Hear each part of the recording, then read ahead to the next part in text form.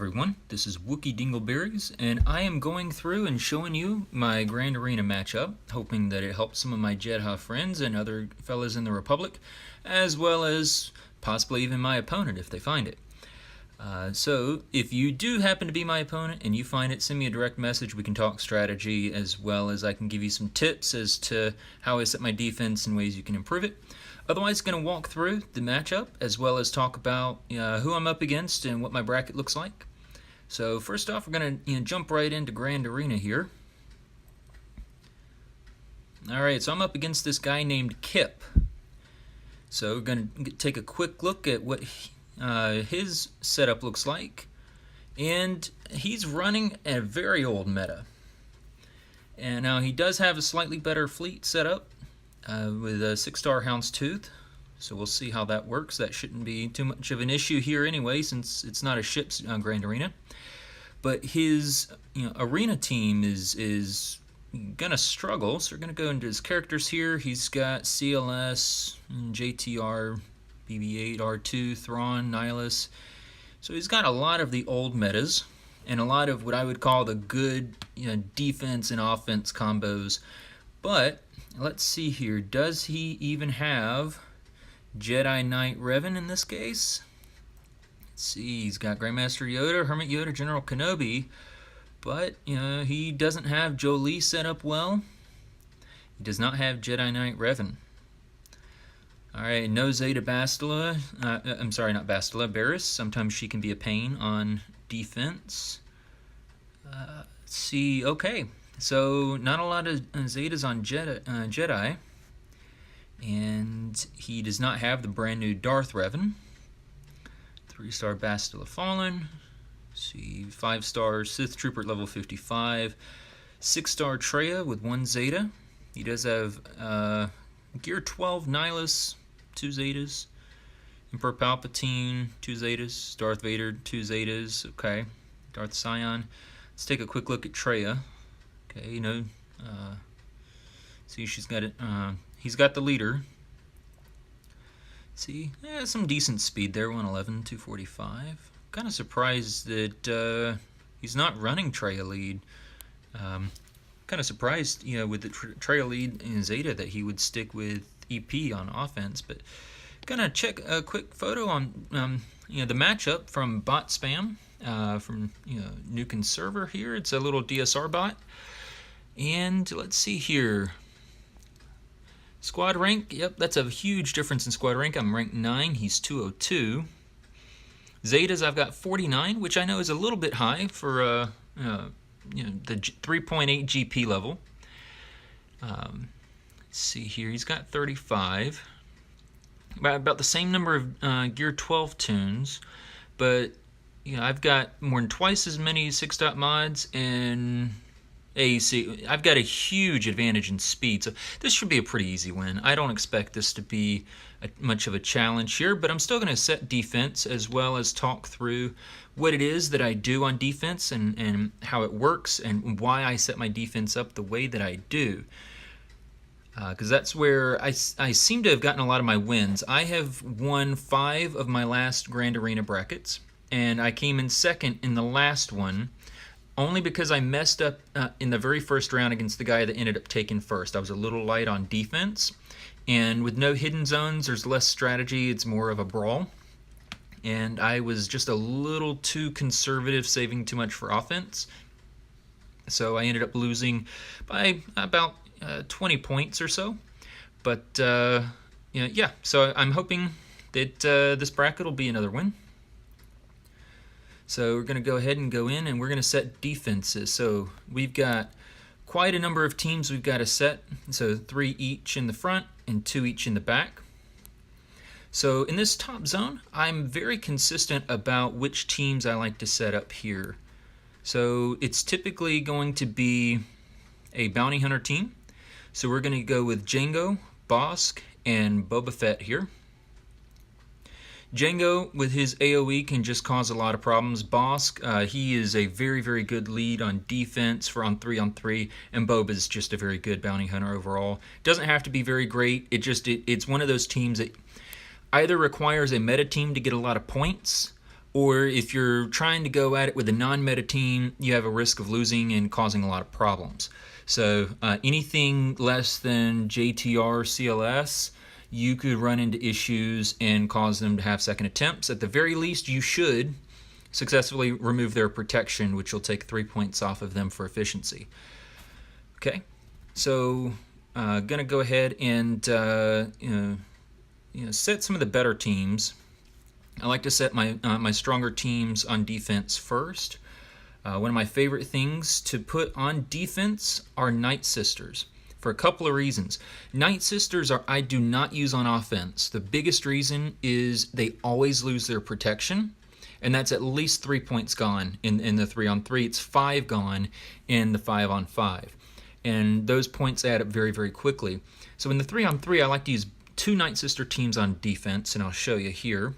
In the front row, sometimes I switch it up, but I'll use Assad's of Interest, Daka, and Talia. Doesn't have to be great, doesn't have to be very powerful. The faster Assad's of Interest is, the better. Go ahead and show you her speed here. It's only 193, but of course she has her leadership and unique, and that makes a big difference. And her damage output's fairly decent. So the big thing is what you want to do is create a team that forces them to use a better team than necessary to take it out, to avoid losing too many points. And if they just do a matchup, like Imperial Troopers will take this team out. For example, Veers, Stark, and Snowtrooper will typically take this team out fairly easily. However, they're not going to go through without losing some protection. So that's what we're trying to do, is get efficiency here. So in this back zone, what I'll do is put the other Night Sister team, and this one tends to burn both health and protection, and that'll be Mother Talzin, Zombie, and Acolyte. If you don't have at least a Gear 10 Zombie, it makes this a little trickier, but we've got that here. If you don't have a Gear 10 Zombie and a good Acolyte to go along with your Night Sisters, what are you waiting on? I mean, that's been around for a really long time. It's a good, stable combo. It works well on defense and causes a lot of problems. Okay, now here's going to be the golden boy of everything I like to set up on defense. This team has thrown off a lot of people because it requires a ton of offense to get through it, or they have to have saved IPD and Darth Nihilus, or Darth Nihilus, and it causes problems. So here we have General Kenobi, Jolie Bindo, and Hermit Yoda. Now I do have both Zetas on Hermit Yoda. You don't need both. I just had the one for a long time, but you do want the Zeta on Jolie. And General Kenobi as a leadership, I mean, he is so good. I mean, they get 30% max health and 70% defense. And if they use a special ability, which almost all of Hermit Yoda's abilities are going to be special. And then you've got, so they'll call all other allies at full health to assist, and Jolie is going to, of course, help with the healing. And revives and call assists. Like this team it doesn't have a ton of offense, but it's surprisingly tough to take out if you're not careful. So Hermit Yoda, you want to make sure is as fast as possible. And then also, one really good thing about this team on defense with his second Zeta is whenever an ally with Master's Training is defeated, Yoda gains 100% turn meter and resets all of his cooldowns, which is very, very good on this team, because then it's going to call other Jedi to assist, replace Master's Training, and it's just a very, very good defensive team, especially once they burn through your first wave. I actually try to set some of my better tricky defenses in the back zone because you can't see them at first, and so you always get the need to push through before these first teams, either 3 on the top or 3 on the bottom, before you can even see those back teams. So you got to be very careful, and that's where that team comes into play, because if they burned all of their meta teams and they don't have Nihilus or IPD anymore, Wiggs is probably going to have a really hard time getting through that GK team. A lot of your kind of mid-tier non-meta teams are going to have a really hard time getting through it. The last guy that I played against on 3-on-3, he couldn't get past it in the final round, and he had, I think, 6 or 7 attempts and just gave up. It's just such a good team. He told me that he got through GK once, because of that taunt and that crit immunity. But Jolie simply revived him. Hermit Yoda replaced Master's Training, and it was all over. So that is my best trump card for defense. So up here with Boss, because we have GK up there, and we want to make sure we have them waste as many teams as possible, we want to make sure this side is slightly stronger. So I like to put my First Order team. I've got the Double Zeta crew, as well as Masked Kylo Ren, and I like to do First Order Executioner up here. That is a very tough team, and with both Zetas on crew, sometimes even JTR teams, if they're not modded really, at least well, they're going to struggle with it.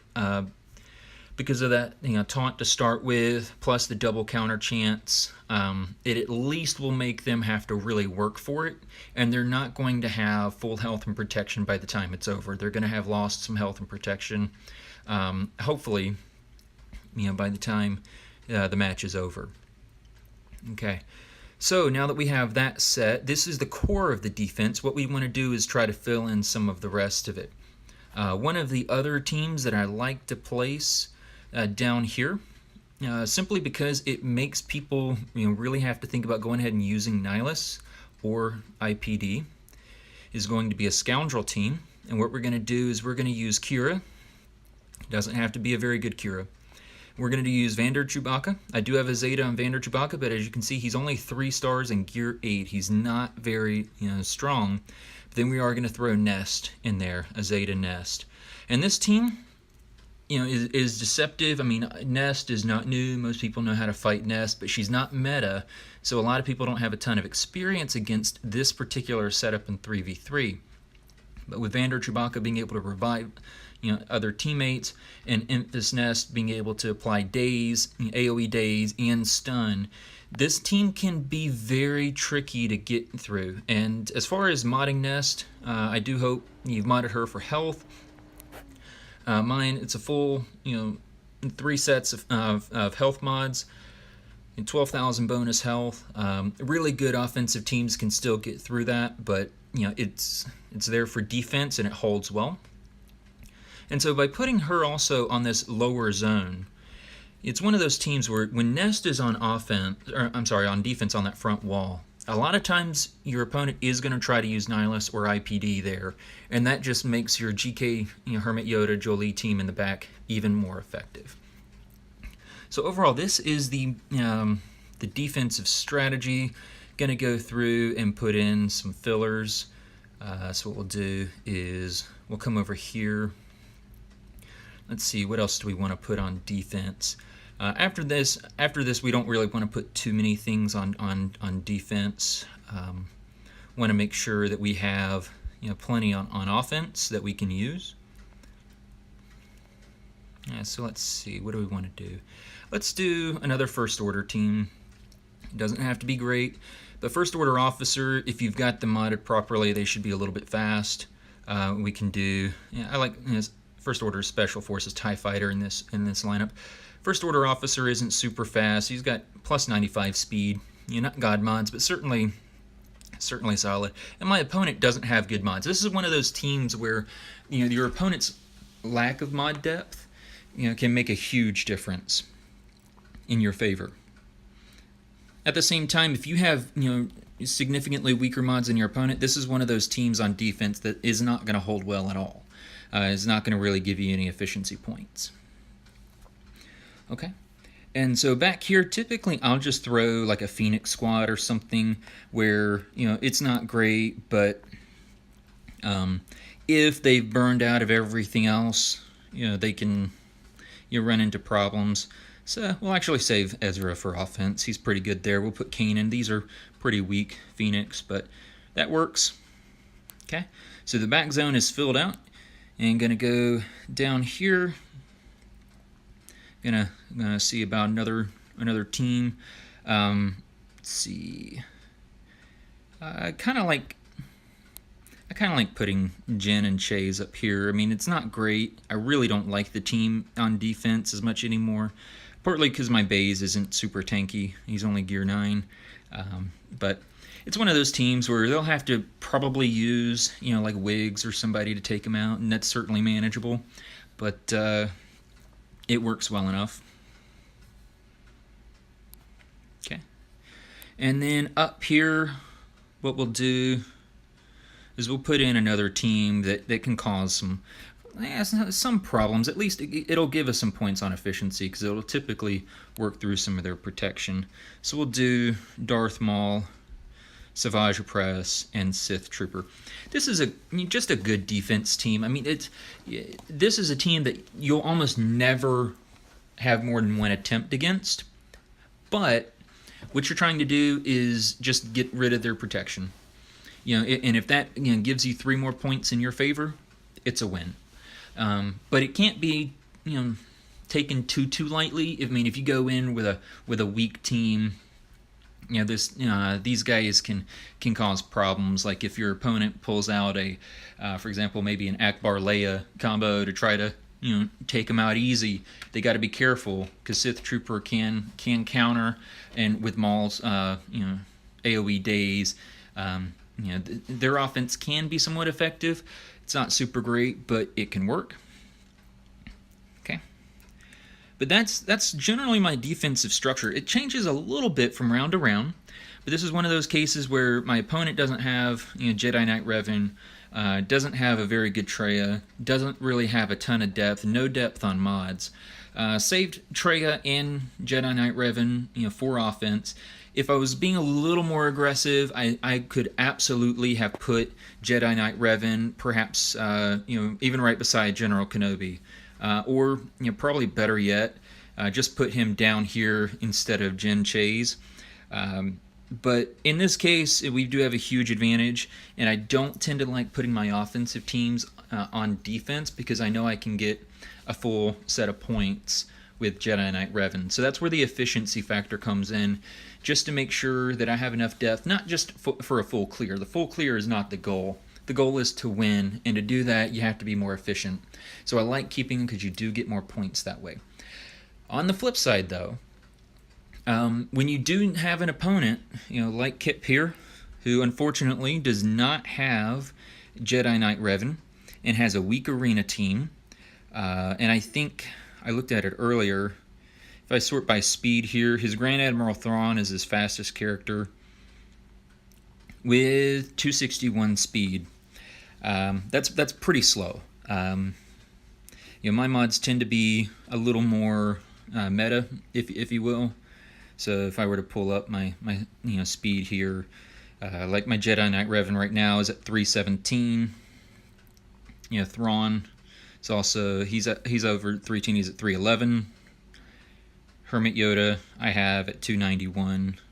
So there's a huge difference in speed right here, and I think that's going to be a huge advantage. I don't think he's got the mods to possibly even get through that first wall with any ease. So this should be a pretty easy win, but the defensive strategy I've placed is what I'll generally use in most rounds.